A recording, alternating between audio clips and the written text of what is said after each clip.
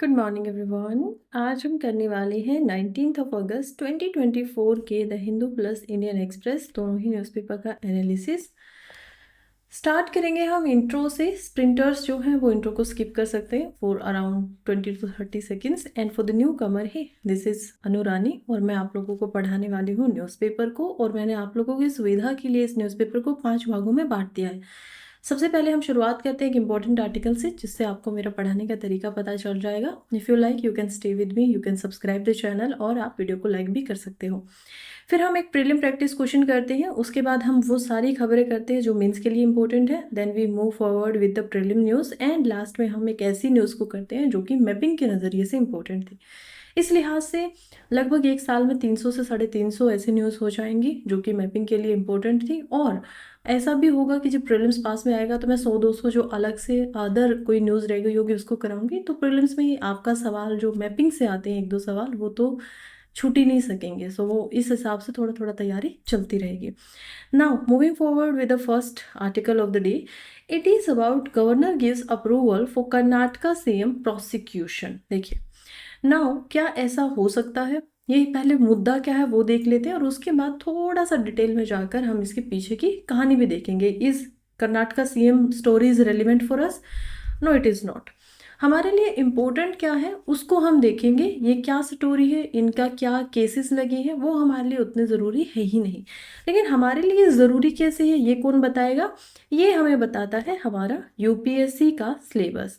Now what is UPSC syllabus says about it? देखिए UPSC का जो सिलेबस है उसमें हम देखते हैं जनरल स्टडीज पेपर 2 के अंदर हमें पॉलिटी पढ़ना होता है और पॉलिटी के अंदर हमें मोस्टली कॉन्स्टिट्यूशन, क्योंकि ऑफिशियल उसमें क्या दिया हुआ है, पॉलिटी शब्द का इस्तेमाल ना करके कॉन्स्टिट्यूशन शब्द का इस्तेमाल किया गया है। कॉन्स्टिट्यूशन हमें पता है हमारा संविधान होता है और उसी कॉन्स्टिट्यूशन में क्या बातें ठीक है, क्या बातें यहाँ पर की जा सकती है, वो सभी चीज़ों का एक ब्यौरा दिया हुआ है। कल मैंने आप लोगों को अच्छे से बताया था कि हमारे कॉन्स्टिट्यूशन में नाउ 449 से ज़्यादा प्लस जो आर्टिकल्स हैं यानी कि अनुच्छेद देखने को मिलते हैं। 12 संविधान के शेड्यूल हमारे पास आज समय पर हो चुके हैं और 25 भाग हैं। उन्हीं 25 भागों में से जब हम आते हैं part number 6, part 6 of our constitution जो है वो हमें बताता है स्टेट गवर्नमेंट के बारे में। ओके मैम, तो पहले 5 पार्ट किस चीज़ के लिए है, चलिए देख लेते हैं। देखिए मैं आप लोगों को ये एक्स्ट्रा इन्फॉर्मेशन इसलिए देती रहती हूँ साथ साथ में, सो दैट आप लोग जो है वो यूपीएससी के लिए बिल्कुल प्रिपेयर रहे। अगर प्रीलिम्स में ऐसे सवाल आते हैं, प्रीलिम्स में ऐसा सवाल पूछा गया है कि किस पार्ट के अंदर फंडामेंटल राइट्स हैं, क्या ये पार्ट 4 में है, तो वो स्टेटमेंट में दिया जाता है। नो ऐसे नहीं पूछेंगे, लेकिन स्टेटमेंट में ही वो आपको लिख देंगे कि आपने जो स्टेटमेंट पढ़ी वो पार्शली करेक्ट होगी, पार्शली इनकरेक्ट होगी। लेकिन अगर आपने ध्यान नहीं दिया इन चीज़ों के ऊपर, अपने माइंड को बार बार याद दिलाते हुए नहीं किया, तो आप शायद पकड़ नहीं पाएंगे उसको।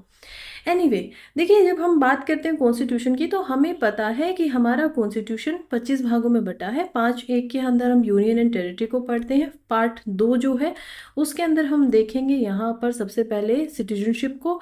देन पार्ट 3 के अंदर हमें मिलता है फंडामेंटल राइट। पार्ट 4 के अंदर हमें मिलती है directive principle of state policy.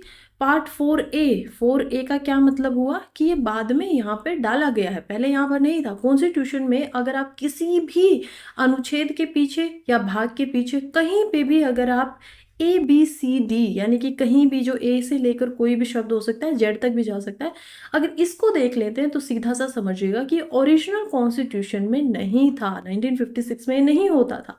लेकिन बाद में through the process of amendment, संशोधन के प्रक्रिया के अनुसार इसको इसमें डाला गया है। ठीक है, तो ये आपको याद रखना है। तो पार्ट 4A जो है वो हम देखते हैं, वो बात करता है यहाँ पर हमारी फंडामेंटल ड्यूटीज की, जो कि रशियन से हमने लिया है और 42nd अमेंडमेंट के अंदर में इसको कॉन्स्टिट्यूशन के अंदर डाला गया था इन 1976। ठीक है, ये आप लोगों को समझ में आ गया है। अब हमने देखा पार्ट 5 जो होता है कॉन्स्टिट्यूशन का वो होता है हमारा यूनियन गवर्नमेंट। अब यूनियन गवर्नमेंट में हमें बेसिकली 5 चैप्टर पढ़ने होते हैं, हर एक पार्ट में अलग अलग चैप्टर्स हैं। उस चैप्टर में हम देखेंगे प्रेसिडेंट एंड वाइस प्रेसिडेंट को, फिर हमें प्राइम मिनिस्टर पढ़ना होता है, उसके बाद हमें अटॉर्नी जनरल ऑफ इंडिया पढ़ने होते हैं। इसके बाद जब आप पार्ट 6 में आते हैं तब आप आ जाते हो स्टेट लेजिस्लेशन में, और यहाँ पर हम देखते हैं कि आर्टिकल 162 से, कितने से, आर्टिकल 162 से, सॉरी मैंने आप लोगों को शायद गलत यहाँ पे लिख दिया है। आर्टिकल 153 से हम देखेंगे 162 तक हमें सबसे पहले इसी पार्ट में सबसे पहले क्या पढ़ना होता है, गवर्नर पढ़ना होता है। इसका चैप्टर जो पहला है वो गवर्नर से ही शुरू होता है। और यहाँ पर जो अब कसंग हमें दिखाई दे रही है वो किस किस के बीच में दिखाई दे रही है, वो गवर्नर एंड सीएम इन दोनों के बीच में दिखाई दे रही है। सो अभी चलो मुद्दे पे आते हैं। मुद्दा क्या कह रहा है कि कर्नाटका के जो गवर्नर है उन्होंने प्रोसिक्यूशन का यहाँ पर परमिशन दे दी है अगेंस्ट सीएम। सीएम यानी कि चीफ मिनिस्टर, गवर्नर यानी कि चलिए ये भी थोड़ा देख लेते हैं गवर्नर होता क्या है। अब देखिए सवाल अक्सर ना ऐसे पूछे जाते हैं, मैं आपसे पूछूंगी कि आपको जल्दी से जवाब देना है, ठीक है। मैं एक सवाल पूछ रही हूँ, उसका जवाब दीजिए। Who is the constitutional head of A state? एक स्टेट का कॉन्स्टिट्यूशनल हेड कौन होता है?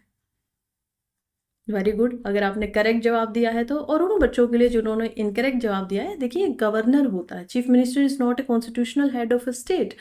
लाइक सेम जब हम सेंटर में आते हैं, यूनियन में आते हैं, तो हमें समझ में आता है कि हमारे जो हेड ऑफ स्टेट होते हैं वो प्रेसिडेंट होते हैं एंड हेड ऑफ गवर्नमेंट जो होते हैं वो प्राइम मिनिस्टर होते हैं। ये सवाल प्रीलिम्स में पूछे जा चुके हैं, इसी वजह से उनको पता है कि किसी को कैसे यहाँ पर फंसाना है, फंसाना कैसे आप लोगों को कंफ्यूज कैसे करना है, तो उनको पता होता है। दैट इज वाई जब भी एक शब्द भी आप पढ़ते हैं ना तो उसके अंदर घुसिए, उसको समझिए कि कॉन्स्टिट्यूशनल हेड मैम आप क्यों बोल रहे हो इसको। आपने बता तो दिया, फैक्ट तो आपने बता दिया कि कॉन्स्टिट्यूशनल हेड है, लेकिन वाई, क्यों है, ये समझना इंपॉर्टेंट हो जाता है। देखिए गवर्नर क्या होते हैं ना, कोई भी किसी भी स्टेट का गवर्नर जो होता है उसको एक्चुअली के अंदर में अपॉइंट किया जाता है। कौन अपॉइंट करता है? इनका कोई इलेक्शन नहीं हो रहा है, ना ही डायरेक्टली इलेक्शन हो रहा है, ना ही इनडायरेक्टली इलेक्शन हो रहा है। अपॉइंट कौन करेगा? मैम आपने तो एक बार बताया था कि जितने भी यहाँ पर ऑफिसेज होते हैं, कॉन्स्टिट्यूशनल पोस्ट होती है, उन सभी का अपॉइंटमेंट प्रेसिडेंट करते हैं। तो हाँ बिल्कुल सही बात है, प्रेसिडेंट ही करते हैं। तो अच्छा मैं फिर क्या प्रॉब्लम है? प्रॉब्लम ये है कि प्रेसिडेंट को इनको नॉमिनी किसके द्वारा किया जाता है? प्रेसिडेंट को इनको नॉमिनी किया जाता है by prime minister plus council of his ministers. तो ये इनको बताते हैं कि आपको किसको गवर्नर बनाकर भेजना है। गवर्नर जो होते थे पहले हर एक स्टेट के लिए एक गवर्नर को चुना जाता था। फिर 7th अमेंडमेंट एक्ट हम देखते हैं जो कि 1956 में ही हुआ, और उस समय से इस चीज़ को भी हटा दिया गया कि नहीं, ज़रूरी नहीं है कि हर एक स्टेट का अपना खुद का एक गवर्नर हो, 2 स्टेट का भी एक गवर्नर हो सकते हैं। फॉर एग्जाम्पल आप हरियाणा पंजाब को भी देख सकते हैं, there is Dadra Nagar and जो हवेली है उसको भी देख सकते हैं। यानी कि एक स्टेट, जो 2 स्टेट होती है उनका एक गवर्नर भी हो सकता है। ये भी समझ में आ गया है मैम। अब मैम प्रॉब्लम क्या है? अब प्रॉब्लम ये है कि ये एक ऐसे हेड हैं स्टेट के अंदर में, बहुत सारी प्रॉब्लम इनसे रिलेटेड आती रहती है। ऑल्दो आर्टिकल से इतना कुछ नहीं पता चलेगा, लेकिन मैं आपको जस्ट ऊपर से कुछ बातें बताना चाहती हूँ। ऊपर से क्या बताना चाहती हूँ? जैसे कि मैं मेन से रिलेटेड करके इसको बताना चाहती हूँ। मोस्टली जो फैक्ट बताए हैं वो प्रीलिम से रिलेटेड मैंने आपको समझा दिए हैं। ये मुद्दा बहुत बड़ा है गवर्नर वर्सेस सीएम का, ठीक है। इसके पीछे हमने देखा कैसे सुप्रीम कोर्ट में केसेस जा चुके हैं, केरला में तो केस जा चुके हैं उनके खुद के गवर्नर के खिलाफ में। फिर बार बार यहाँ पर इल्ज़ाम लगता है कि ये जो अपोजिशन की यहाँ पर क्या होती हैं, स्टेट होती हैं, अपोजिशन गवर्नमेंट जहाँ पर है, उनके अंदर गवर्नर जानबूझकर जो बिल्स होते हैं उनको पास ही नहीं करते हैं, because centre doesn't want that. तो ये ऐसे बहुत सारे मुद्दे हैं और बहुत सारे इससे सवाल आने की संभावनाएं भी हैं यूपीएससी के अंदर में। तो इसी वजह से आप लोगों को एटलीस्ट, अगर मेरे पास इतना समय नहीं है अभी कि मैं आप लोगों को पूरा बैठ के पढ़ाऊंगी टॉपिक, बिकॉज अप्रोक्सीमेटली इसमें 2 से 3 घंटे लगेंगे अगर मैं आपको पूरा पढ़ाऊंगी तो, लेकिन मैं चाहती हूँ कि मैं आपको टच करवा दूँ हर चीज़ से, आप लोगों को पता चल जाए कि अच्छा मैम ये भी होता है, ये भी होता है। तो आप लोगों को एटलीस्ट हर चीज़ के बारे में पता हो, एक सेंस हो कि हाँ हमें इसके बारे में आगे पढ़ना है और इस तरीके से पढ़ना है। Coming back to the article, फिर से मैं आपको बताना चाहती हूँ कि गवर्नर के बीच में और सीएम के बीच में प्रॉब्लम ये हो जाती है। यहाँ पर आप कर्नाटका के चीफ मिनिस्टर को देखेंगे सिद्धारमैया, एंड यहाँ पर हम देख पाएंगे गवर्नर को। तो ये गवर्नर जो है वो उनका क्या प्रॉब्लम है? देखिए गवर्नर के इश्यूज ये हो जाते हैं ना सीएम के साथ में कि अब वो एक तो कॉन्स्टिट्यूशनल हेड ऑफ स्टेट है, दूसरा हम देखेंगे यहाँ पर जो सीएम होते हैं वो इलेक्शन करके आते हैं, चुनाव लड़के आते हैं और वो चीफ मिनिस्टर बन जाते हैं, यानी कि हेड ऑफ गवर्नमेंट बन जाते हैं। अब इन्हीं को एग्जीक्यूटिव हेड भी बोला जाता है। ठीक है, चीफ एग्जीक्यूटिव हेड, यानी कि जो भी काम हो रहे एग्जीक्यूशन का काम होता है किसका है, गवर्नमेंट का होता है, लेकिन इनका सिर्फ ये नाम दिया गया है टिट्यूलर का क्या मतलब है, जैसे प्रेसिडेंट जो होते हैं उनको एग्जीक्यूटिव हेड ऑफ इंडिया माना जाता है, वैसे इनको भी कि नाम से ये एग्जीक्यूटिव है, बाकी जो इनका सारा काम होगा वो कौन करेंगे, वो चीफ मिनिस्टर ही यहाँ पर करेंगे। अब चीफ मिनिस्टर कानून बना तो नहीं सकते हैं, गवर्नमेंट कानून बनाती है, लेकिन उसका पूरा एक प्रोसेस होता है। गवर्नमेंट क्या करेगी, गवर्नमेंट यहाँ पर क्या करती है कि कोई भी जो बिल होता है उसको लेकर आती है। बिल जब प्रस्तुत किया जाता है, कई सारी स्टेट ऐसी है जिसमें लेजिस्लेटिव काउंसिल भी हमें दिखाई देती है, असेंबली भी दिखाई देती है। फॉर एग्जाम्पल कर्नाटका को देख लीजिए, पौंडुचेरी को देख लीजिए, जम्मू कश्मीर को देख लीजिए, तो यहाँ पर हम काउंसिल को भी देख पाते हैं, असेंबली को भी देख पाते हैं। अब जब ये देख पाते हैं तो यहाँ पर आप इनको एज कंपेयर कीजिएगा लोकसभा एंड राज्यसभा से, लेकिन कुछ या बहुत ज़्यादा मोस्टली जो हमारी स्टेट्स हैं उनमें काउंसिल हमें देखने को नहीं मिलती है, तो हमारे पास क्या होती है, असेंबली होती है। अब असेंबली में बिल आएगा, बिल को ये क्या करेंगे, सभी के सामने प्रस्तुत करेंगे, गवर्नमेंट उसको पढ़कर बताएंगे कि हम इस बिल को क्यों लेकर आए हैं, क्या कारण है, फिर स्पीकर उसके ऊपर वोटिंग करवाएंगे। अब वोटिंग में डिपेंड करेगा कि वो बिल ऑर्डिनरी बिल है, फाइनेंशियल बिल है या अमेंडमेंट बिल, तो चलो स्टेट लेजिस्लेटिव में यहाँ पर हो ही नहीं सकता, पास ही नहीं हो सकता है, वहाँ पर ला ही नहीं सकते हैं, तो डिपेंड करेगा उस हिसाब से, मेजोरिटी के हिसाब से हम देखेंगे कि क्या होगा, यहाँ पर वोटिंग होगी। बाई चांस अभी क्या हो जाता है कि ये वोटिंग जितनी चाहिए थी उतनी नहीं हो पाती, यानी कि लोग फेवर में नहीं है, वैसे फेवर में हो ही जाते हैं। रीजन बिहाइंड दैट, क्योंकि जो मेजॉरिटी में है, जिसकी गवर्नमेंट है, उनके पास में परसेंटेज ऑफ पीपल होते ही हैं साथ में, और कुछ और जो होते हैं वो फेवर में निकल आता है। लेकिन कई बार मान लीजिए नहीं है, जब नहीं है तो बिल यहीं पे खत्म हो गया, आगे इससे कुछ बात होगी ही नहीं। लेकिन अब मान लीजिए वोटिंग जो करवाई गई थी वो वोटिंग ठीक ठाक हो गई है, अब ये बिल पास हो गया, अब ये बिल पास हो गया है, तो अब इसको जाना पड़ेगा गवर्नर के पास में। गवर्नर के पास में जब ये बिल जाएगा तो गवर्नर के पास में ऑप्शन होते हैं प्रेसिडेंट की तरह, वो क्या कर सकते हैं, चाहे तो इस बिल को पास कर दे, चाहे तो इस बिल को रिजेक्ट कर दे, और चाहे तो इस बिल को रिटर्न कर दे कि नहीं आप लोग इसमें थोड़ा बहुत सुधार कीजिए, कुछ संशोधन कीजिए और फिर मेरे पास वापस भेजिएगा। अब अगर उनको ये भी ठीक नहीं लगता है, उनको लगता है कि ये बिल जो है ये शायद कॉन्स्टिट्यूशन के खिलाफ है, उनको लगता है कि ये बिल जो है वो लॉन्ग टर्म में जो लार्जर पब्लिक है उनके लिए हानिकारक हो सकता है, उस चीज़ के लिए वो क्या कर सकते हैं, उस चीज़ के लिए वो उस बिल को रिजर्व कर सकते हैं। नाउ जैसे पॉकेट वीटो हमें प्रेसिडेंट के पास में दिखाई दी थी कि वो अपनी पॉकेट में डाल लेते हैं और देन उनके पास ऐसी कोई टाइम लिमिट नहीं है कि उनको कब तक रिस्पॉन्स देना, वो अपने पास रख सकते हैं। वही पॉकेट वीटो गवर्नर के पास में नहीं होती है, उनके पास में ऑप्शन होता है for the reserving of the bill to the president के लिए। लेकिन वो क्या करते हैं, कई बार अपने पास ही रख लेते हैं, प्रेसिडेंट तक को भेज ही नहीं रहे, ऐसे मतलब एलिगेशन है कुछ गवर्नर्स के ऊपर कैसा किया जा रहा है। अब वो क्या करेंगे, प्रेसिडेंट के पास में उस बिल को भेजेंगे, प्रेसिडेंट के पास में भी वही ऑप्शन होते हैं, वो उसको कानून बनाने के लिए अगर एक्सेप्ट कर लेते हैं तो वेरी गुड, जो कानून था वो बन गया, अगर उन्होंने रिजेक्ट कर दिया तो खत्म हो गया, नहीं बना, अगर उन्होंने रिटर्न कर दिया तो अब क्या फ़र्क होगा कि अब हम देखेंगे अब गवर्नर का रोल जो है वो बीच से हट चुका। अगर उन्होंने रिटर्न किया था स्टेट लेजिस्लेटिव असेंबली को, तो अब वो बिल डायरेक्टली फिर से प्रेसिडेंट के पास जाएगा, और उनके पास फिर भी उनकी इच्छा है, वो पास करना चाहे कर दे, नहीं करना चाहे नहीं करे, ये होता है पूरा प्रोसेस। अब आपको समझ में आ गया होगा जिन्होंने स्टैटिक में इसको नहीं पढ़ा है, गवर्नर क्या है, सीएम क्या है, अब आपको ये समझ में आ गया होगा कि ये काम होता कैसे है।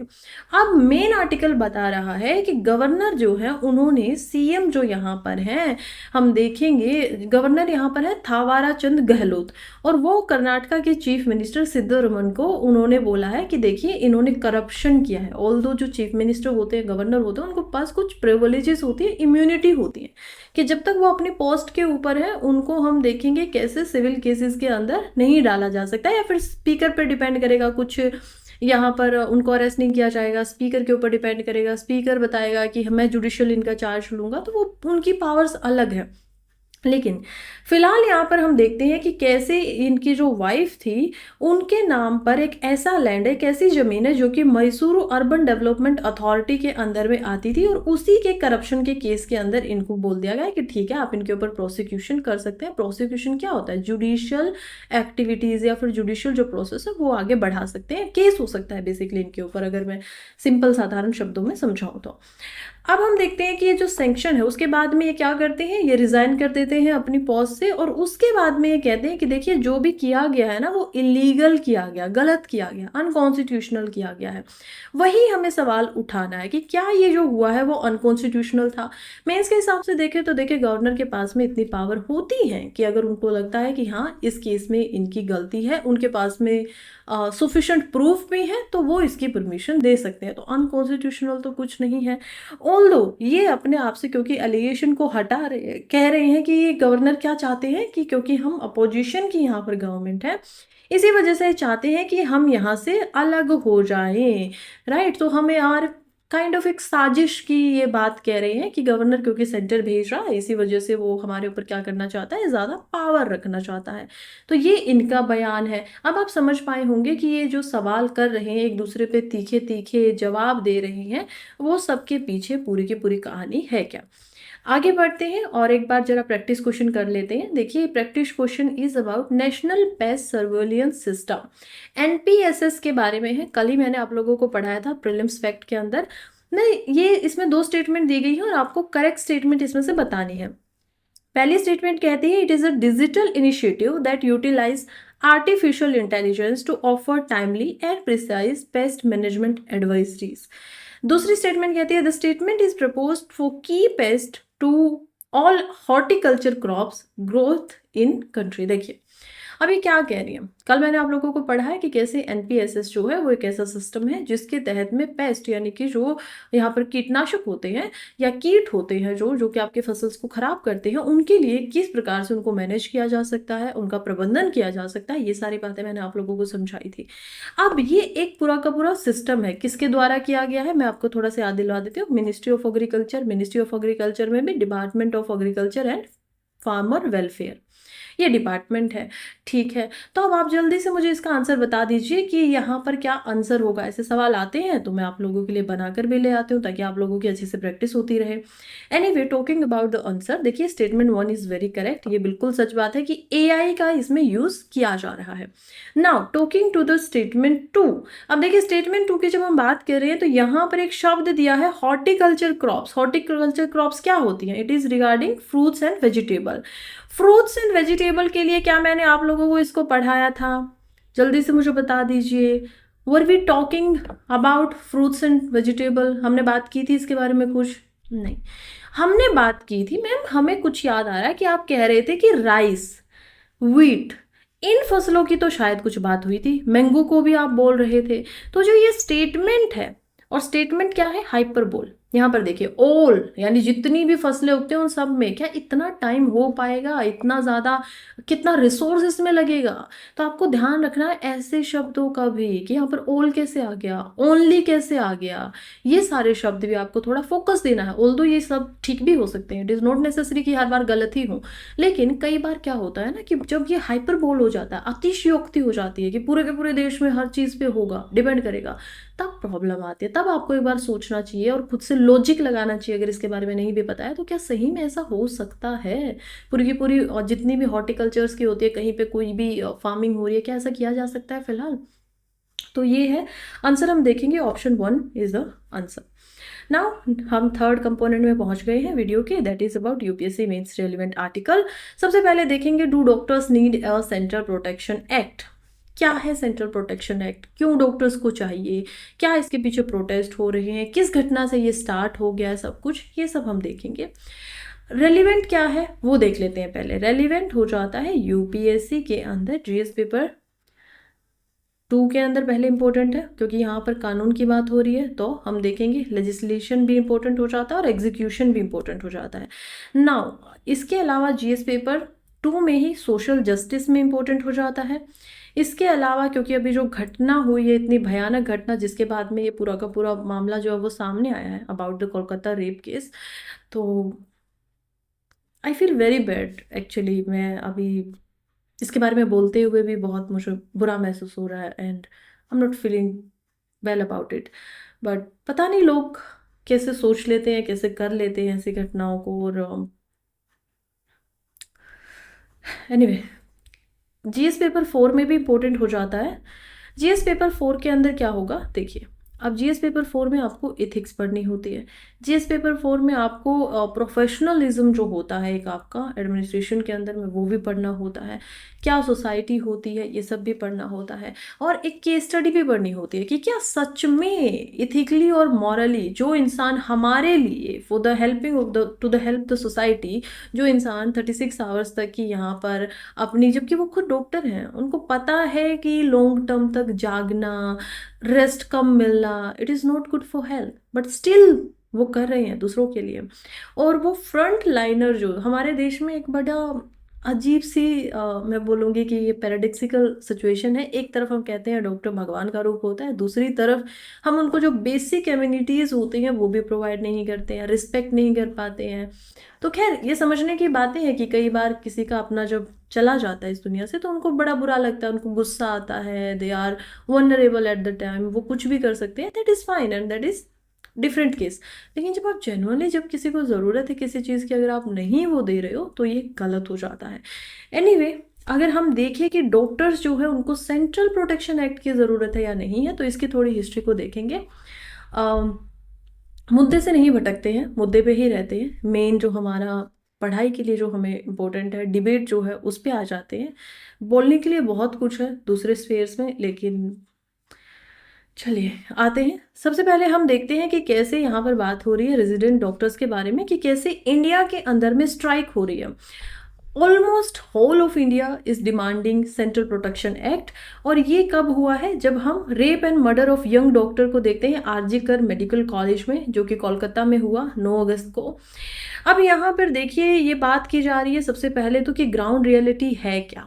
सबसे पहले देखिए कॉन्स्टिट्यूशन के प्रोविजन की बात करें ना, तो हेल्थ एंड जो लॉ है वो स्टेट के सब्जेक्ट हैं। स्टेट में आते हैं तो वो जिस हिसाब से उस पर कानून बनाना चाहेंगे उस हिसाब से कर लेंगे। अब स्टेट के सब्जेक्ट कैसे, मैम जरा थोड़ा सा बता दीजिए। ठीक है, आइए पूछिए आप, मैं आप लोगों को बिल्कुल समझाऊंगी। जब मैं आपको समझाती हूँ कि कॉन्स्टिट्यूशन 12 शेड्यूल में बटा हुआ है और 25 भागों में बटा हुआ है, तो यानी कि एक जो शेड्यूल है उसके अंदर एक से ज़्यादा भाग तो होंगे ही, अदरवाइज 12 और 25 अप्रोक्सीमेटली डबल हो गया, तो वो नहीं हो सकता है। तो बिल्कुल ठीक बात है। हम देखते हैं शेड्यूल 7 जो है हमारे कॉन्स्टिट्यूशन का, उसमें एक बहुत ही प्रमुख चीज़ दी गई है। क्या प्रमुख चीज़ है? That is the list. अब ये क्या लिस्ट हो जाती है? State subject, union subject. देखिए एक होती है यूनियन लिस्ट, दूसरी होती है state list, and third one is concurrent list. Concurrent यानी कि समावर्ती, स्टेट यानी कि आपकी जो क्षेत्र की होती है, एंड यूनियन जो कि केंद्रीय होती है। देखिए अब जब हम इस पे आ गए हैं तो इन लिस्ट के अंदर काफ़ी सारे यहाँ पर क्या है, एंट्रीज हैं 1 से लेकर 53 तक, फिर यहाँ पर 1 2 3 ऐसे एंट्रीज लगी हुई हैं। इन हर एक एंट्री के अंदर कुछ न कुछ रखा हुआ है। फॉर एग्जांपल यूनियन में हम देखते हैं डिफेंस रखा हुआ है, यानी कि इसके ऊपर जो भी कानून होगा, जो भी प्रतिक्रिया होगी वो यूनियन गवर्नमेंट लेगी। हम देखते हैं स्टेट के अंदर में हेल्थ रखी हुई है कि हेल्थ से रिलेटेड जो भी कानून आएंगे वो स्टेट ही उस पर कानून बनाएगा, सेंटर की इंटरफेरेंस नहीं होनी चाहिए। कुछ ऐसे सब्जेक्ट हैं जो कि यहाँ पर हम देखते हैं कॉन्करेंट में भी लिखे हुए हैं, जैसे कि एजुकेशन, कि देखिए दोनों ही कानून बना सकते हैं। यूनियन चाहे तो भी कानून बना दे, स्टेट चाहे तो भी कानून बना दे। लेकिन अगर कोई ऐसा कानून बन गया जो कि यूनियन ने भी बनाया था और स्टेट ने भी बनाया था, एक ही कानून था लेकिन एक दूसरे के विरोधाभास में थे, अगर सेम सेम है तो कोई प्रॉब्लम ही नहीं है, चलता रहेगा। लेकिन विरोधाभासी है तब क्या होगा, कॉन्ट्राडिक्टरी है। तो हम देखेंगे तब यहाँ पर क्या किया जाता है कि यूनियन जो गवर्नमेंट होती है उसके कानून को प्रिवेल किया जाता है, यानी कि ज़्यादा उनको पावर दी जाती है। अब ये हमने कहाँ से लिया है? ये हमने लिया है कनाडा से। अच्छा, मैं आप लोगों को प्रीलिम्स के लिए एक फैक्ट और बताना भूल गई, गवर्नर की जो पोस्ट है हमारी, वो भी हम लोगों ने कनाडा के ही यहाँ पर जो कॉन्स्टिट्यूशन है वहाँ से लिया है, कि कैसे वो क्या करते हैं। उनके पास में टर्म जो होता है वो 5 साल का होता है, और उनको कौन अपॉइंटमेंट करता है, उनका इलेक्शन नहीं जो हो रहा है, वो भी हमने कनाडा के कॉन्स्टिट्यूशन से ही लिया है। तो क्योंकि इससे सवाल आते हैं तो इसलिए आप लोगों को ये सारी चीज़ें याद रखनी है। एनीवे, जब ये स्टेट सब्जेक्ट के अंदर में है तो हम देखते हैं कि जो प्राइमरी रिस्पॉन्सिबिलिटी होती है state government and union territory administration की, उनका यही होता है कि जब भी कोई इवेंट होंगे, इवेंचुअलिटीज़ होंगी, उन सभी में उनको वायलेंस को रोकना होगा। ये सारी बातें ठीक है, लेकिन अभी जो वायलेंस हो रहा है हेल्थ केयर वर्कर्स के साथ में, तो वो कोई नई चीज़ तो नहीं है। हर बार हम देखते हैं, इवन कोविड में आप लोगों ने देखा होगा कैसे लोग जो थे हेल्थ केयर वर्कर्स के पीछे जो थे वो भाग रहे थे, उनको पत्थर मार रहे थे। तो ऐसी सिचुएशंस हैं। 1973 में ही एक ऐसा केस हुआ था।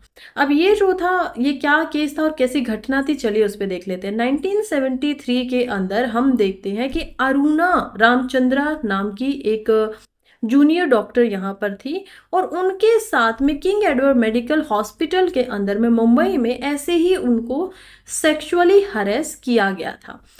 इतना बुरे तरीके से उनके साथ में जो सब कुछ किया गया, उसका इतना असर उनके ऊपर रहा कि वो लगभग अगले 40 साल तक वेजिटेटिव स्टेट में रही, यानी बेहोशी की हालत में रही, और अब उनकी उसी के अंदर मौत भी हो चुकी है।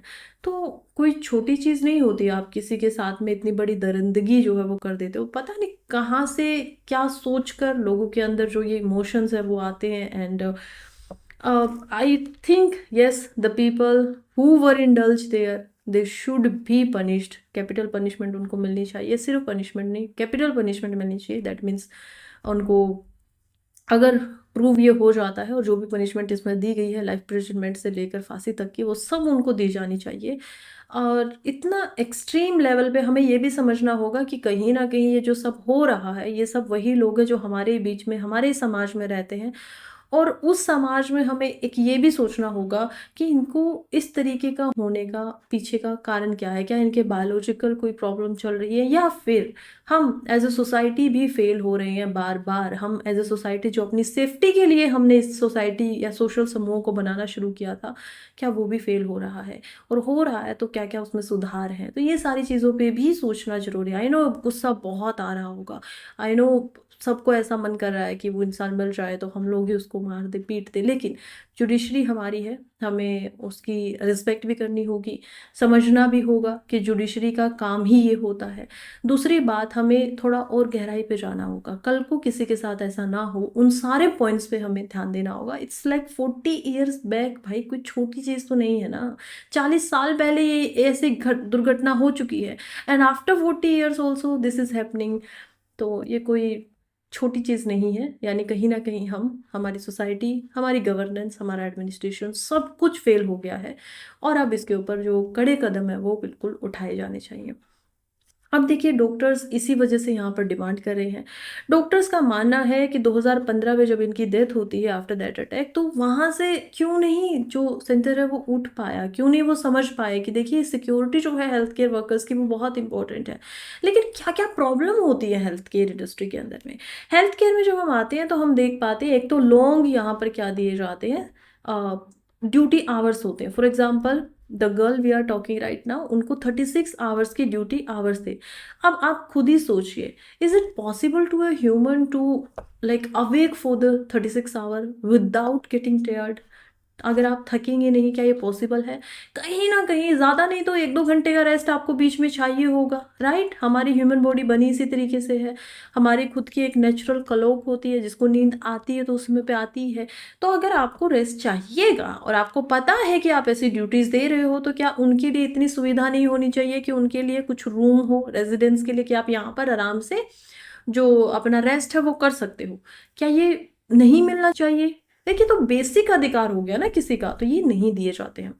कॉरिडोर्स जो उनके होते हैं डिपार्टमेंट्स के, हम देखते हैं कि रात रात भर यहाँ पर क्या होता है, कॉरिडोर्स के अंदर उनको ड्यूटी देनी पड़ती है। एंड इन कॉरिडोर्स के अंदर में हम देखते हैं कि लाइटिंग की सुविधा भी ढंग से नहीं होती है, लाइट ठीक से नहीं है, लंबे कॉरिडोर हैं, एक जगह से दूसरी जगह तक जाने में ज़्यादा समय लगता है। सैनिटेशन की फैसिलिटीज़ वैसे, because they are the hospital, और गवर्नमेंट हॉस्पिटल में हम देखते हैं कि कैसे जो है उस पर पूरा पूरा ध्यान रखा जाना चाहिए, लेकिन स्टिल अभी भी बहुत सारी प्रॉब्लम्स जो है वो एग्जिस्ट करती हैं।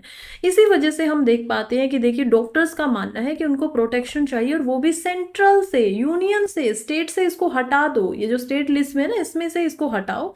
चाहो तो कंकरेंट में लिख लो, लेकिन हमारे ऊपर यूनियन की तरफ से कानून बनना चाहिए जो कि हमें प्रोटेक्ट करे। सेकेंडली, जो कि ऐसे जो हीनियस क्राइम हो रहे हैं इनके खिलाफ में, क्योंकि फ्रंट लाइनर्स की हम यहाँ पर बात करें तो हमें सिक्योरिटी जो है वो ज़्यादा मिलनी चाहिए। और इनके खिलाफ में स्टेप भी ज़्यादा बड़े बड़े उठाए जाने चाहिए।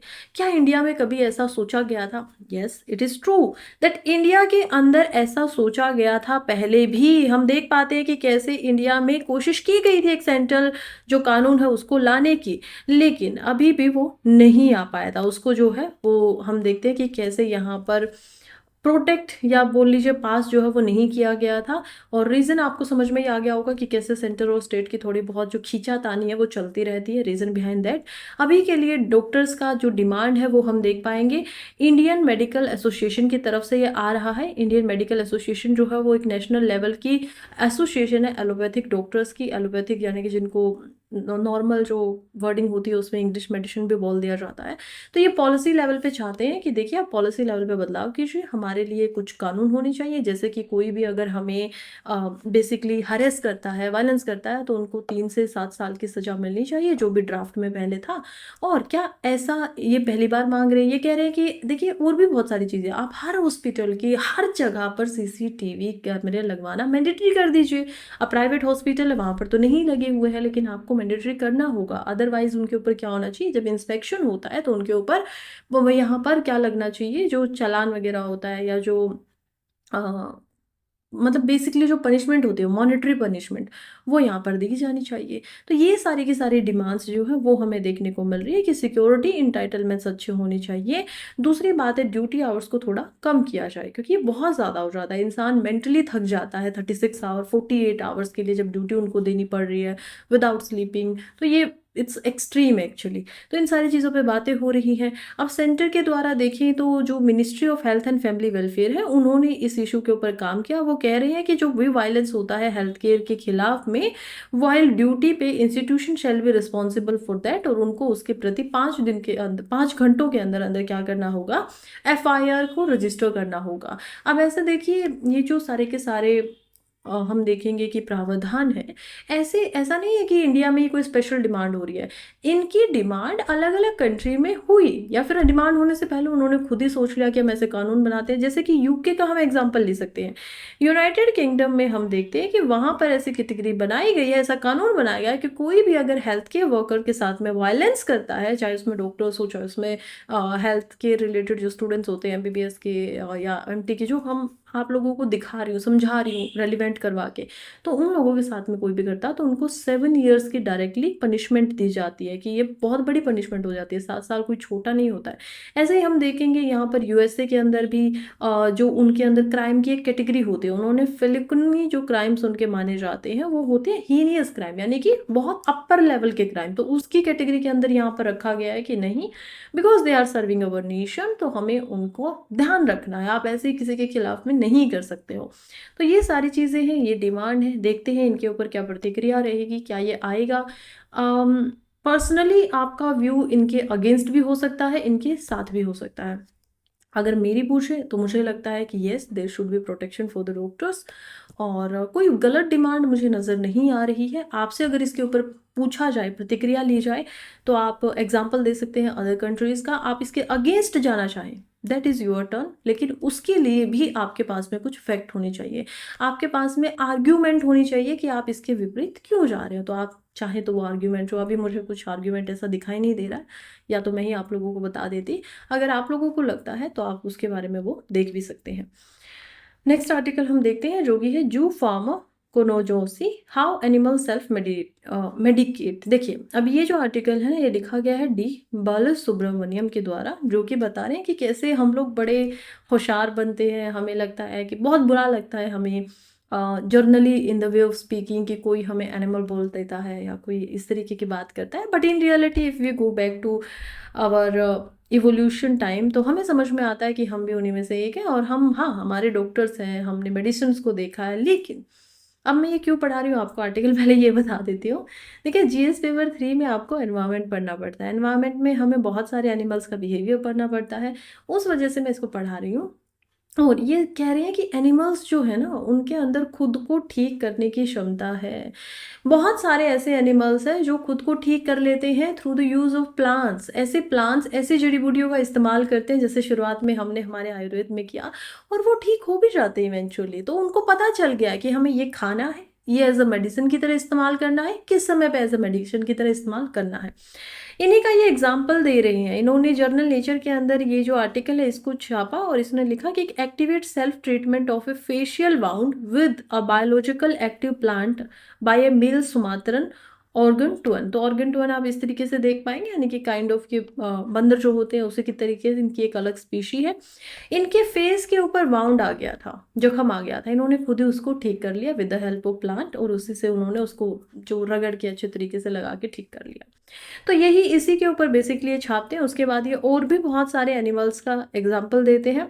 फॉर एग्जाम्पल ये कहते हैं कि कैसे प्रेग्नेंट जो लेमूर्स होते हैं वो क्या करते हैं, मिल्क की प्रोडक्शन को बढ़ाने के लिए, ताकि उनमें दूध ज़्यादा आए, वो टर्मरिड की लीव्स को खाना शुरू कर देते हैं। तो जो ये एक खट्टा और जो इमली होती है उसकी जो पत्ते होते हैं उनको वो खाते हैं, और उनको पता होता है because they are eating them then this will add the production of milk. तो ये क्या करेगी, मदद करेगी। तो ये चीज़ हमें दिखाई देती है। वोमिटिंग करने के लिए भी कुछ ऐसे डॉग्स होते हैं जो कि ग्रास को यहाँ पर च्यूइंग करना शुरू कर देते हैं, चबाना शुरू कर देते हैं घास को, और जिसकी वजह से उनको उल्टी जो है वो हो जाती है। तो ऐसा कुत्तों में भी बिहेवियर देखने को मिल रहा है।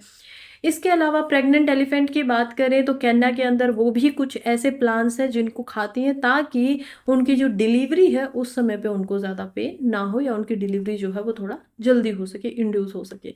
तो इस तरीके के बिहेवियर हमें देखने को मिलते हैं। इसमें मोस्टली हम मेडिसिनल प्लांट्स को देख पाएंगे, जैसे कि फाइबोयूरिया, टिंक्रोरिया, सुमात्रा ऑर्गेनेंस उनको खाते हैं ताकि उनकी जो वाउंड है उनकी हीलिंग हो सके। एंटी इन्फ्लेमेटरी इनके ऊपर प्रॉपर्टीज होती है। अब इसको तुक्का मत समझिएगा कि एक बार कर लिया होगा, नहीं, बिकॉज ये उनमें सभी में एक जैसा बिहेवियर देखा जा रहा है। इसी वजह से बहुत निरीक्षण करने के बाद में इसको सामने लेकर आया गया है कि हाँ ऐसा होता है। इनको पता होता है कि कौन से पौधे ऐसे हैं जो कि basically relevant for the food, यानी कि उनको खाने के लिए खाना चाहिए, और कौन से ऐसे हैं जिनको एज अ दवाइयों की तरह इस्तेमाल में किया जा सकता है, और किस समय पे वो क्या काम करेंगे।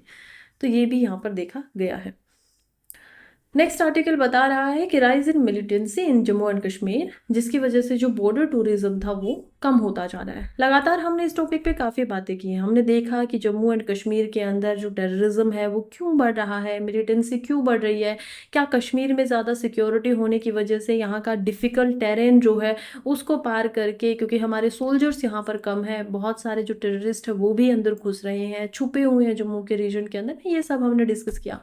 इसको ख़त्म कैसे किया जा सकता है, उसमें भी हमने 5 जो प्रोमिनेंट मेजर्स थे उस तरीके से इसको देखा था। सोल्जर्स को यहाँ पर ज़्यादा लाना पड़ेगा, जो यहाँ के लोकल्स हैं उनके साथ में उनके अंदर ट्रस्ट लेकर आना पड़ेगा। अब कहीं और से सोल्जर कोई असम से आ रहा है जो कि ट्रस्ट नहीं कर पा रहा है, that is also not good thing. फिर उसके अलावा हम देखते हैं कि हमारी सर्वेलेंस जो है उसको बढ़ाना पड़ेगा, यहाँ पर अवेयरनेस लेकर आनी पड़ेगी। इसके अलावा एजुकेशन और ये सब चीज़ें जो हैं वो भी हमने देखा था कि इन सारी चीज़ों से हम क्या कर सकते हैं, इसको ख़त्म कर सकते हैं। फिलहाल जो आर्टिकल है वो बात कर रहा है बॉर्डर टूरिज्म के बारे में। बॉर्डर टूरिज्म क्या है कि टूरिज्म आपको पता ही होता है कि यहाँ पर लोग क्या कर रहे हैं, भ्रमण करने के लिए आते हैं। भ्रमण में अब क्या है कि उनको देखना है।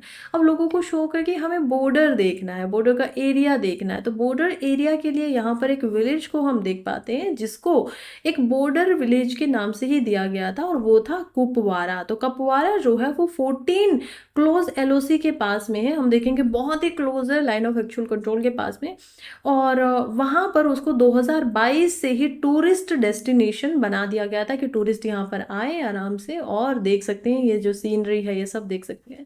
लेकिन क्योंकि लगातार जो मिलिटेंसी है और जो टूरिज्म है वो बढ़ रहा है, इसी वजह से अब क्या हो रहा है कि गवर्नमेंट को यहाँ पर हम देख पाएंगे कि वो परमिशन ही नहीं दे रही हैं कि आप लोग टूरिज्म के लिए आगे बढ़े। तो वो परमिशन नहीं मिले। कुछ लोग खुद ही नहीं आना चाह रहे हैं because there are self aware, उनको डर लग रहा है, समझ रहे हैं। कुछ लोग जो आना चाहते हैं उनको गवर्नमेंट परमिशन नहीं दे रही है, क्योंकि जो रिस्क है वो काफ़ी बड़ा है। नाउ नेक्स्ट आर्टिकल हम देखेंगे हेल्थ में हमारे लिए इम्पोर्टेंट हो जाता है, और हेल्थ में भी जीएस पेपर 3 के अंदर, ठीक है। अब देखिए ये क्या बात कर रहा है, ये आर्टिकल बात कर रहा है एमपॉक्स के बारे में। एमपॉक्स यानी कि एक शॉर्ट फॉर्म है मंकी पॉक्स की, मंकी पॉक्स इसको बोला जाता है। एक तो ये बीमारी क्या है, सॉरी, मैं आप लोगों के लिए यहाँ पर फोटो या इमेज जो है वो लाना भूल गई हूँ। देखिए, एमपोक्स क्या होता है ना कि एक ऐसी बीमारी है, ये जूनोटिक हम इसको बोल सकते हैं, यानी कि एनिमल से एनिमल में क्या करती है, स्प्रेड होती रहती है। एमपोक्स में जब हम इसके बारे में बात कर रहे हैं तो देख पाएंगे कि जब ये किसी तरीके से एज अ वायरस किसी बॉडी में एंटर कर जाता है, तो ह्यूमंस में या अदर एनिमल्स में भी इसमें क्या होता है कि बड़े बड़े यहाँ पर जो छाले होते हैं उस तरीके से ये बनने शुरू हो जाते हैं बॉडी के ऊपर, और उनमें लिक्विड होता है और ये फुल बॉडी के ऊपर आते हैं। मोस्टली ज़्यादा जो प्रभाव है वो चिल्ड्रन पे देखने को मिलता है, और इसमें डेथ जो होती है यानी कि फर्टिलिटी रेशो जो है वो 1% से 10% होता है, यानी कि 100 में से या तो एक इंसान की डेथ होगी या फिर 10 की भी हो सकती है अगर सीवियर ज़्यादा है तो ये हम देखेंगे। लेकिन क्योंकि इसमें पेन बहुत ज़्यादा है, दर्द बहुत ज़्यादा है, 1 से लेके 21 दिनों तक आपकी बॉडी के ऊपर में बार बार हर जगह पर यहाँ पर बहुत बड़े बड़े जो पल्प हैं वो निकल कर आ रहे हैं, उनमें वोटर है, अगर उसमें चोट लग जाती है या उसमें से थोड़ा सा भी लिक्विड किसी और को लग जाता है तो उनको भी वो फैल सकता है। तो बहुत बड़ा रिस्क होता है, राइट। आपको पेन होता है बैठने में, उठने में, आपकी हर बॉडी के पार्ट के ऊपर आपको फील हो रहा है कि कहीं यहाँ से कुछ फट ना जाए। तो ये सारी सिचुएशन है, तो इसी वजह से हम इसको छोटा तो नहीं ले सकते। अब हम देखते हैं कि अफ्रीकन जो रीजन है ना वहाँ पर ये ज़्यादा पाया जाता था। अफ्रीकन रीजन में ज़्यादा था, तो हम देखेंगे डेमोक्रेटिक जो रिपब्लिक ऑफ कॉन्गो कंट्री है, जो कि मैं आपको मैपिंग में भी आगे दिखाऊंगी, मैपिंग में आज हमने इसी को रखा है। तो हम देखेंगे कि जो ये कंट्री है ये क्या है कि यहाँ पर ये पोक्स जो है वो फैला हुआ था। अब ये क्यों इतना ज़्यादा हाईलाइट हो गया है, न्यूज़ में क्यों है, उसके लिए मैं आपको बता दूं कि recently WHO world health organization जो है उन्होंने यहाँ पर जो एम्पोक्स है उसके आउटब्रेक को क्या किया है, एक ग्लोबल हेल्थ इमरजेंसी दिखा दिया है कि ये तो पूरे के पूरा जो ग्लोब है हमारा वर्ल्ड है उसी के लिए हेल्थ इमरजेंसी दिखाई दे रही है। अब ये होता कैसे है, देखिए जब हम एम्पोक्स की बात करते हैं ना, मंकी पॉक्स वायरसेस की, तो हम देख पाते हैं कि ऑर्थोपॉक्सो वायरस जीन से ये आता है। अब अलग अलग इनके साइंटिफिक नेम है, अभी इसी से स्मॉल पॉक्स भी आता है, तो ये भी हम देख पाएंगे। तो पॉक्स फैमिली जो है वो हम समझ पाते हैं। इसके अलावा अदर डिजीज भी इस वायरस से होती है, जिसमें स्मॉल पॉक्स, काउ पॉक्स भी इसमें है। एमपॉक्स वायरस जो है वो ह्यूमन से फिजिकल कांटेक्ट से ही यहाँ पर इन्फेक्ट होता है। ऑल्दो ये डायरेक्ट कांटेक्ट से भी हो सकता है, जैसे ब्लड वगैरह, फ्लूइड वगैरह, लेकिन मोस्टली जब सेक्सुअल कांटेक्ट हमें दिखाई देती है तब हम देख पाते हैं कि ये ज़्यादा जो है ज़्यादा स्प्रेड हो रहा है, एंड दैट टू जब यहाँ पर हम man to man sexual relations को देख पाते हैं। तो ये जो यहाँ पर स्टडी है उसके अकॉर्डिंग ये बताया जा रहा है, अकॉर्डिंग टू WHO। अब ये बता रहे हैं कि इसमें डायरेक्ट कंटेक्ट भी हो सकता है, इसके अंदर इन्फेक्टेड अगर कोई एनिमल है तो वो भी क्या कर सकता है, इसको आपको किसी और अदर ह्यूमंस तक फैला सकता है। ट्रीटमेंट की बात करें तो WHO का बोलना है कि देखिए सपोर्टिव केयर यहाँ पर दी जा सकती है, क्योंकि ऐसी कोई मेडिसिन अभी तक नहीं बनी है जो इसको ट्रीट कर सके। सपोर्टिव केयर क्या होती है, फीवर आ गया है तो फीवर की दवाई दे दीजिए, खांसी हो गई है तो कफ की दवाई दे दीजिए, और अगर पेन हो रहा है तो पेन किलर दे दीजिए। तो ये सारी ऐसी मेडिसिन तो दी जा सकती है, लेकिन डायरेक्टली वायरस को किल करने के लिए कोई मेडिसिन नहीं बन पाई है। वैक्सीन क्या कोई बनी है, वैक्सीन हाँ 3 वैक्सीन बनी हुई है, इनके नाम आप याद कर लीजिएगा। वैक्सीन 3 बनी हुई है, कौन कौन सी वैक्सीन है चलिए देखते हैं। वैक्सीन अगर वर्ल्ड वाइड देखें तो हम देख पाएंगे कि 3 वैक्सीन आर देयर। सबसे पहले हम देखेंगे MVABN को, द सेकेंड वैक्सीन यहाँ पर है LC16, एंड थर्ड जो है वो यहाँ पर ऑर्थो पॉक वैक्सीन है, पॉक्सवैक।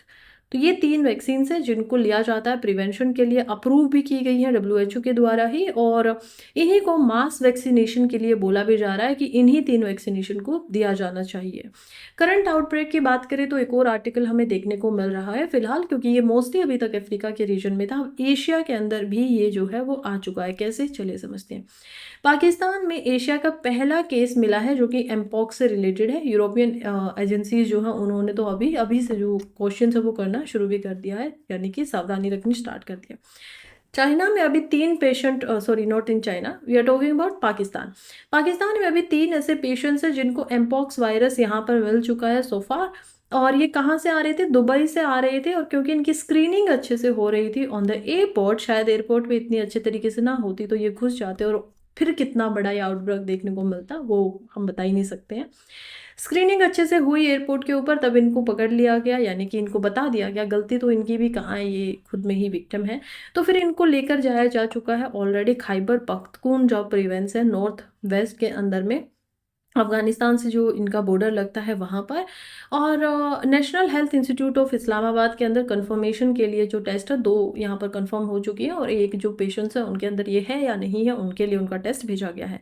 चाइना ने पहले ही यहाँ पर जो सावधानी है वो रखनी शुरू कर दी है।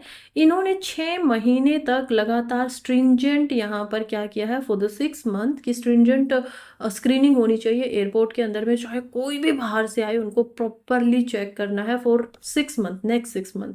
पाकिस्तान ने भी एडवाइजरी यहाँ पर निकाली है, जो कि पाकिस्तान की मिनिस्ट्री ऑफ हेल्थ के द्वारा यहाँ पर निकाली गई है, और वो कह रहे हैं कि जो स्क्रीनिंग सिस्टम है एयरपोर्ट के ऊपर, एंट्री पॉइंट्स है, वो और ज़्यादा स्ट्रेंथन करना, उसको और ज़्यादा मजबूत करना, और भी ज़्यादा ध्यान रखने की आवश्यकता यहाँ पर हो चुकी है।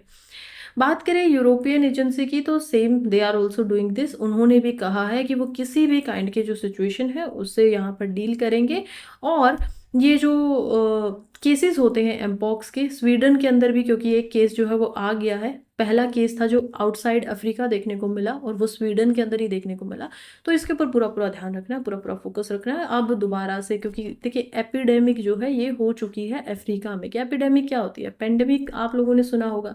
पेंडेमिक का मतलब होता है कि कोई चीज़ ऐसी है जो एक क्षेत्र से बाहर निकल गई है, ये क्षेत्र में वो हुई थी अब इससे बाहर है, अब ये स्वीडन में भी चली गई है, अब ये एशिया में भी आ चुकी है, अब ये पेंडेमिक बन जाएगी।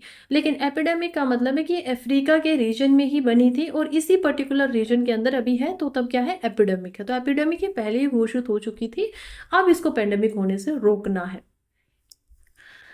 आगे बढ़ते हैं, देखते हैं जीएस पेपर 3 के अंदर ही एक और इम्पोर्टेंट आर्टिकल। वैसे मोस्टली आप इसको प्रॉब्लम्स के पॉइंट ऑफ व्यू से भी देख सकते हैं। कह रहे हैं China dominant supply of electronic components for made in India products.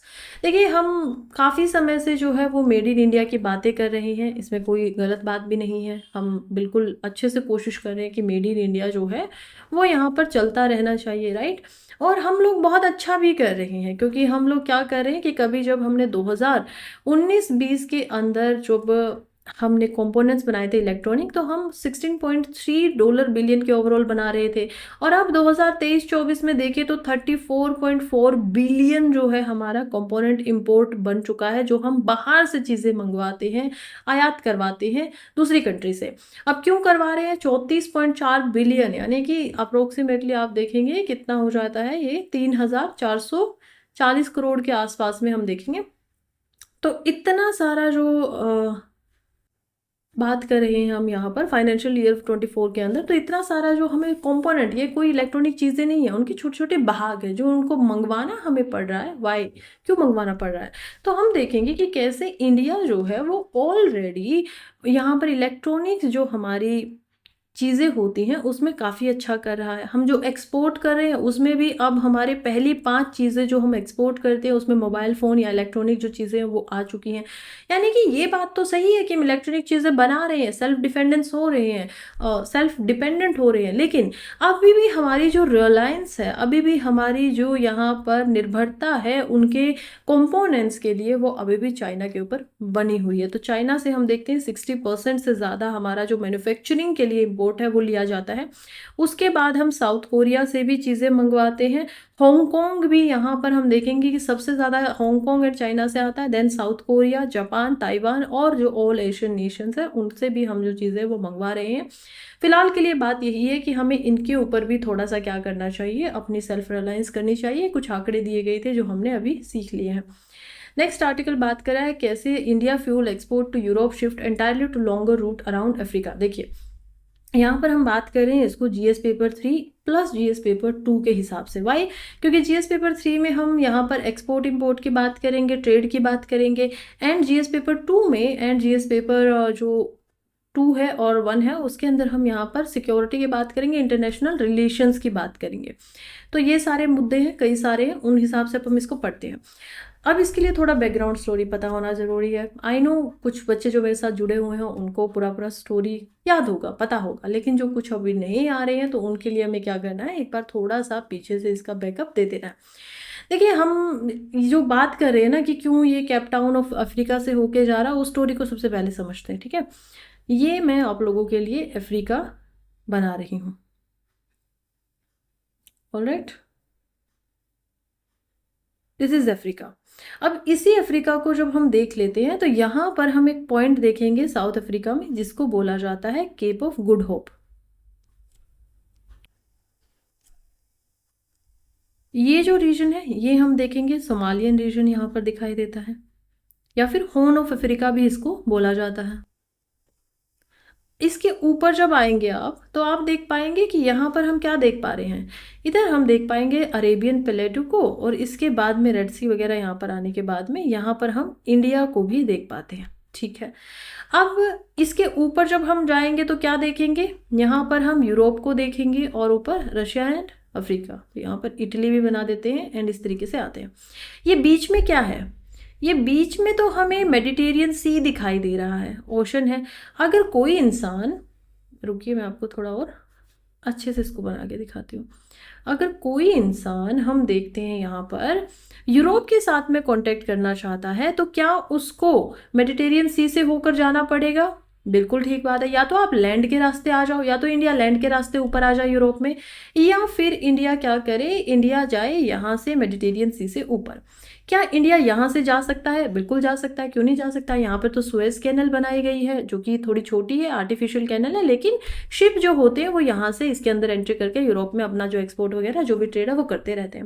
लेकिन फिर इंडिया को भी इतनी क्या प्रॉब्लम आ गई है कि इंडिया को यहाँ से जाने की बजाय, जो कि बहुत छोटा रूट है, यहाँ से जाने की बजाय इंडिया पूरा अफ्रीका को क्रॉस करके और इस तरीके से अंदर जो है वो आ रहा है। बहुत बड़ा रूट हो जाता है, 20 दिनों का फर्क पड़ता है।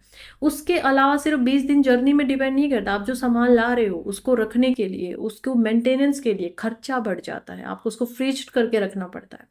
ये सारे इशू क्यों हो रहे हैं, इसके इशू के जो पीछे की कहानी है ना, अब हम देखेंगे पूरा 1 साल हो गया अप्रोक्सीमेटली, एक भी शिप ऐसा नहीं है जो इंडिया की तरफ से यहाँ से जा रहा हो, बल्कि हर एक यहाँ से इस तरीके से लॉन्ग रूट जो है वो ले रहा है। क्या कारण है? कारण ये है कि यहाँ पर हम देख पाते हैं ईरान को, और ईरान जो है यहाँ पर सऊदी अरेबिया का जो ये रीजन है, इसमें हम एक तरफ ओमान को देखेंगे, एक तरफ यमन को देखेंगे। यमन और ओमान के अंदर, खासकर यमन के अंदर एक ग्रुप है जो कि है हाउती ग्रुप। अब ये जो हाउती ग्रुप है ना, ये उन सभी शिप्स को, उन सभी कंट्री के शिप्स के ऊपर हमला कर देता है। जो भी शिप यहाँ पर उनको लगता है कि इसराइल के साथ में शायद इनकी जो कॉरस्पॉन्डिंग है वो हो सकती है, इसराइल लोग आ जाके वॉर के ऊपर। तो 1948 के अंदर सबसे पहले, बल्कि उससे भी पहले चलते हैं, हम देखते हैं कैसे 14th सेंचुरी के अंदर में यहाँ पर जो सेंट्रल रीजन है, इस पूरे के पूरे रीजन के अंदर जो इसराइल का भाग है, यहाँ पर हम इसराइल को भी देखेंगे, गाजा को भी देखेंगे। तो ये जो पूरा का पूरा पार्ट था, यहाँ पर क्या आ जाते हैं, इस्लामिक जो अरेबियन लोग हैं वो आ जाते हैं। अब ये जब आते हैं तो यहाँ पर एक नया एम्पायर बनता है तो उनको जूस कैसे पसंद होंगे, क्योंकि दोनों ही धर्म क्या मानते हैं कि एक ही भगवान होता है। हिंदू की तरह तो नहीं है कि मल्टीपल गॉड्स की थ्योरी चल जाएगी। तो जब ये नहीं है तो अब इन्होंने क्या किया कि इनका प्रोसिक्यूशन करना शुरू कर दिया, इनको मारना शुरू कर दिया। तो ज्यूस जो थे वो फ्लाई करके या तो ये जो रीजन है यूरोप का बाउंड्री वाला यहाँ पर आ गए, या फिर अफ्रीका के इस रीजन में बसते चले गए। अब मोस्टली वो यहाँ पर यूरोप में ही चले गए। फिर हम देखते हैं कि एक समय ऐसा आया कि इस एरिया को ब्रिटिशर जो थे उन्होंने अपनी कॉलोनी बना लिया, जैसे हम एज अ इंडिया उनकी कॉलोनी थे। जब वो ऐसा कॉलोनी बनाते हैं तब क्या किया जाता है, तब हम देखते हैं कि जब वर्ल्ड वॉर वगैरह खत्म हो रहा है तो 1948 में वो कहते हैं कि आप लोगों का जो लैंड मास है इसमें इजराइल के नाम से हम क्या कर रहे हैं, बांट रहे हैं। एक होगा पैलेस्टीन लोगों के लिए, और फिलिस्तीनी लोग जो पहले रहते थे इस रीजन में, और एक होगा जूस के लिए। तो ठीक है, यहूदी लोग बहुत खुश हो जाते हैं कि ठीक है, हमारे तो जो हजरत मूसा थे वो यहीं पे आए थे एंड हम तो यहीं पे जाएंगे। हजरत, शायद मैंने, हो सकता है कि गलत नाम ले दिया हो, क्योंकि मैं बहुत रेलिवेंस इसके साथ में नहीं रख रही हूँ, बहुत ज़्यादा मुझे याद नहीं है।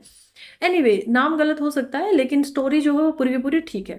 अब स्टोरी पे वापस आते हैं तो 1948 के अंदर इसराइल का जो है वो जन्म होते हुए हमें दिखाई देता है, और वो भी यूएन की वजह से। ठीक है, हो गया है, इसराइल के लोग यहूदी यहाँ पे रहने लग गए, लेकिन तभी से ये पूरा जो एरिया है ये इनको एक्सेप्ट करने को तैयार ही नहीं है। ना कोई कंट्री मानता है इनको, नहीं मान रहा है, कोई बात नहीं, इसराइल फिर भी यहाँ पर सशक्त होकर खड़ा हुआ है। अब इसराइल की जो स्थिति है ना वो ऐसी है कि इसराइल बीच में है, यहाँ पर हम गाजा को देखेंगे, यहाँ पर हम पैलेस्टाइन को देखेंगे।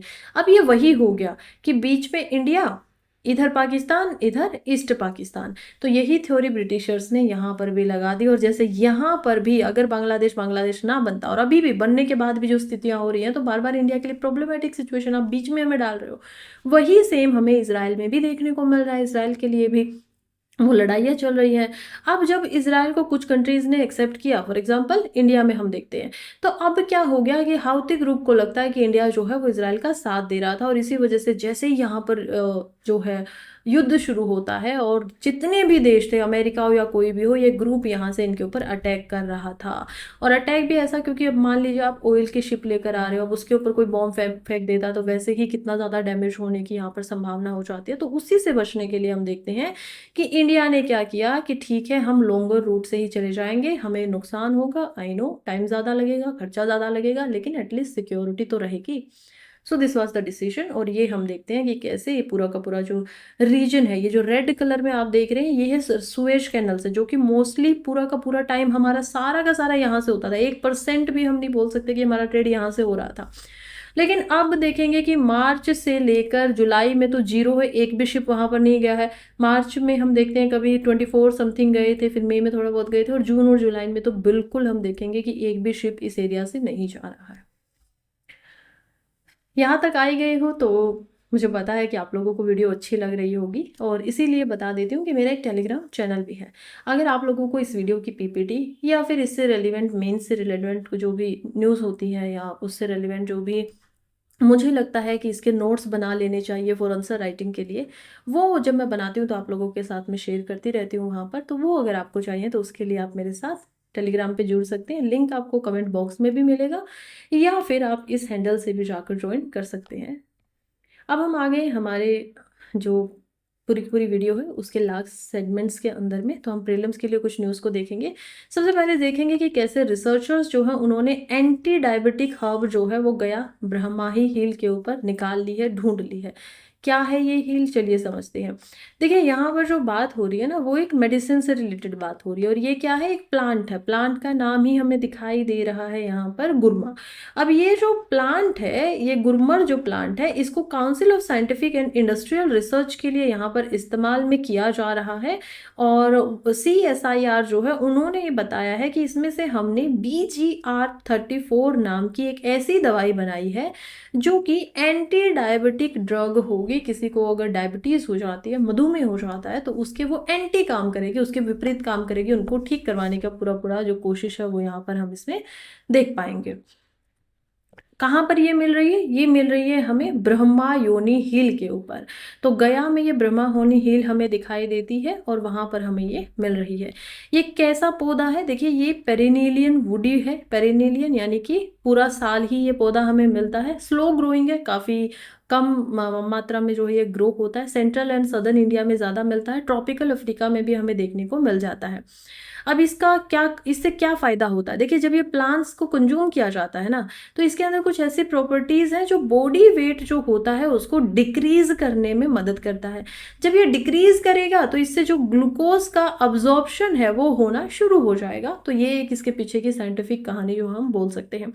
इस्तेमाल इसका कहाँ पर होता है, ऑब्वियसली क्योंकि ये बॉडी वेट को रिड्यूस करता है, उसमें इसका इस्तेमाल होता है ब्लड कोलेस्ट्रॉल वगैरह को ठीक करने में। ट्राइग्लिसराइड्स जो होते हैं उनके level, again it is important for the blood, cholesterol से रिलेटेड ही है, तो उसमें भी हम देखते हैं कि ये इंपॉर्टेंट रहता है। इसी में हम देखते हैं CSIR ने क्या किया है, एंटी डायबिटिक ड्रग जो है वो बनाई है। और अर्लियर इसको फर्स्ट डायबिटिक ड्रग मेटफॉर्मिन को भी बनाया गया था इसी मेडिसिनल प्लांट का इस्तेमाल करते हुए।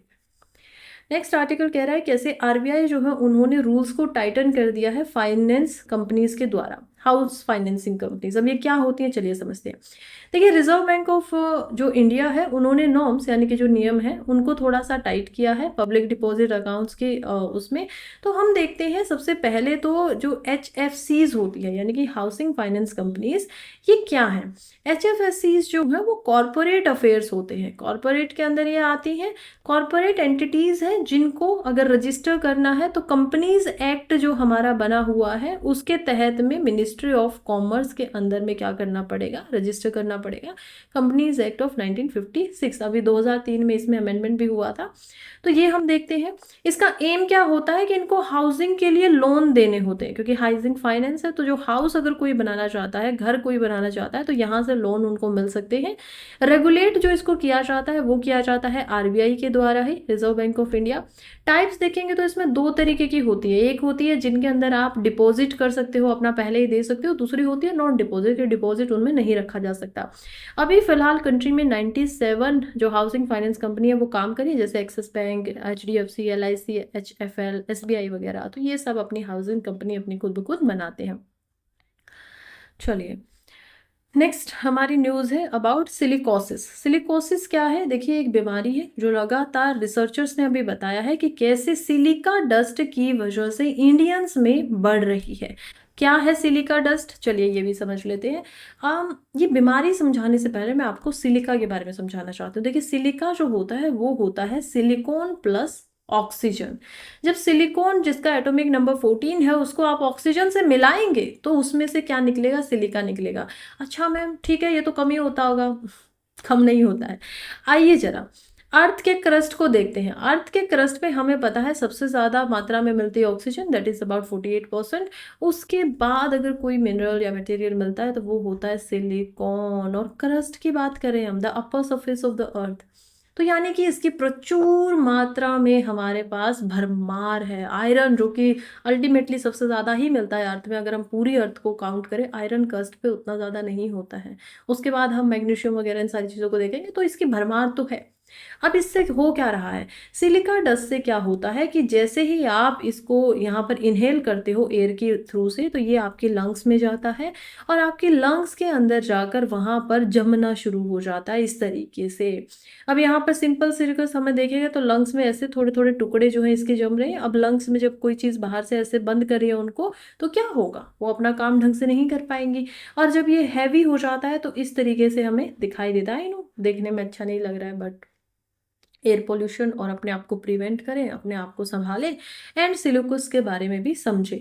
तो इससे होता क्या है, सिम्टम्स क्या होगी? शॉर्टनेस ऑफ ब्रीथ दिखाई देगी, फीवर हो जाता है लोगों को, ईयर और जो लिप्स होते हैं उनके ऊपर ब्लूइश स्किन दिखाई देनी शुरू हो जाती है। जैसे जैसे डिजीज प्रोग्रेस करती है तो फैटीग समझ में आता है, अगेन लॉस ऑफ एपेटाइट, भूख वगैरह लगनी बंद हो जाती है, रेस्पिरेटरी फेलियर दिखाई देता है, चेस्ट पेन होती है। कौन कौन रिस्क पे ज़्यादा कौन है? कंस्ट्रक्शन का जो काम करते हैं वो ज़्यादा रिस्क पे रहते हैं, माइनिंग यहाँ पर है।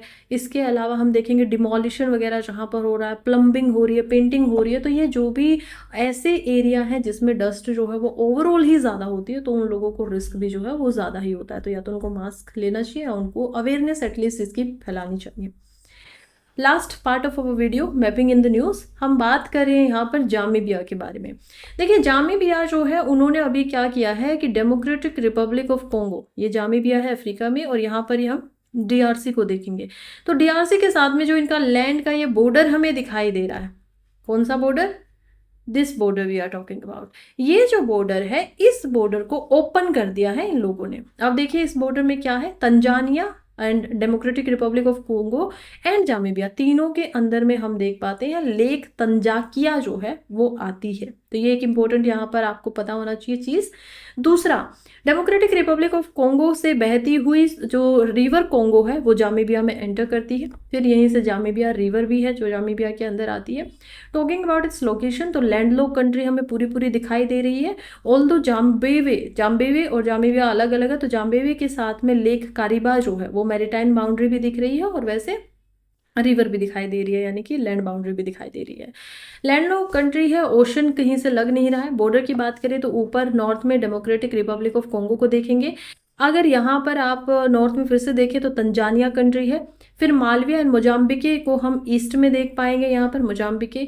इसके अलावा देखेंगे जाम्बिया एंड बोत्सवाना, ये कहाँ है? ये हम देखेंगे कि सदर्न एंड सदर्न वेस्ट के अंदर है। अब वेस्ट में देखें तो यहाँ पर अंगोला कंट्री हमें दिखाई देती है। तो ये पूरा का पूरा रीजन है। यहाँ पर हमें थोड़ा डेजर्टी जो एरिया है वो दिखाई देता है। कॉफू नेशनल पार्क काफ़ी इंपॉर्टेंट नेशनल पार्क है यहाँ का। लेक बंगावलू हमें दिखाई दे रही है।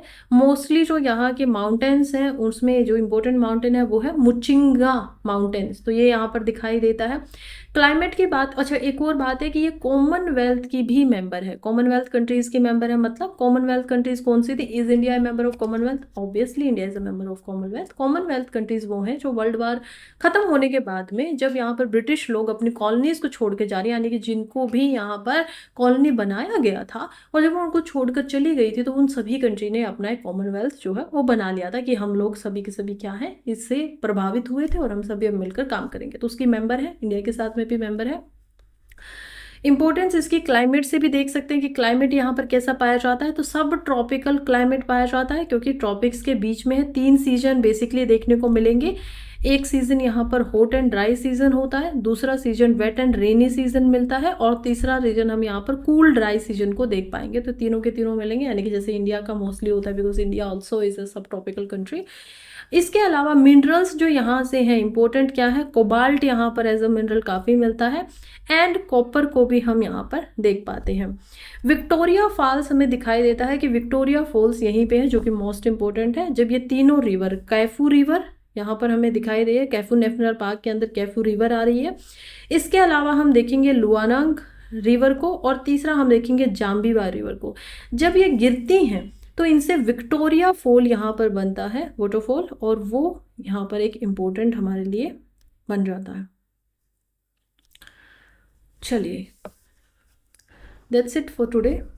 आई होप आप लोगों को वीडियो अच्छी लगी होगी, एंड अच्छी लगी है, पसंद आई है तो लाइक कर दो, मुझे अच्छा लगेगा।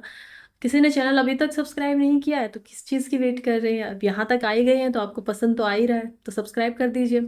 फिर मिलते हैं कल सुबह, तब तक सभी को मेरा गुड बाय। आराम से पढ़ते रहिए, आगे बढ़ते रहिए। All the very best.